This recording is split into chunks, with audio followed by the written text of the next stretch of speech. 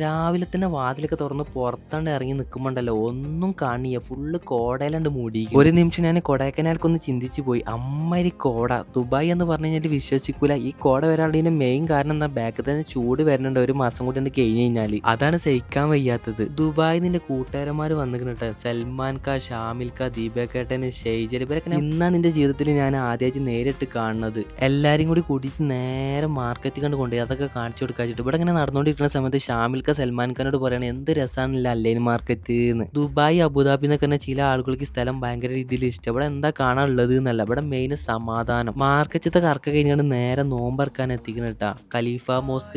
നമ്മളൊരു 5:30 ആയപ്പോൾ അതിൻ്റെ ഉള്ളിൽ കയറി ഇരുന്നിക്കണം കേട്ടോ. നല്ല തിരക്കാണ്, മട്ടൻ ബിരിയാണി ഒക്കെ ഉണ്ട്. അങ്ങനെ ബാങ്കൊക്കെ കൊടുത്ത് നോമ്പൊക്കെ തുറന്നുകൊണ്ട് നേരെ നിസ്കാരം കഴിഞ്ഞിട്ട് ടൗണിൽ കണ്ട് എത്തി. നോമ്പൊക്കെ തുറന്നു കഴിഞ്ഞാൽ ഒരു സുലൈമാനും ഒരു ഉപ്പിലിട്ടതും പിന്നെ കുറച്ചു നേരം സോറൊക്കെ പറഞ്ഞിരിക്കാൻ ഭയങ്കര രസമാണ്. ഇതിൽ ഒരാൾ നിന്റെ അടുത്ത് നിൽക്കുന്നുണ്ട്, ബാക്കിയുള്ള ഒരു സലാമനാണ് നേരെ പോയി.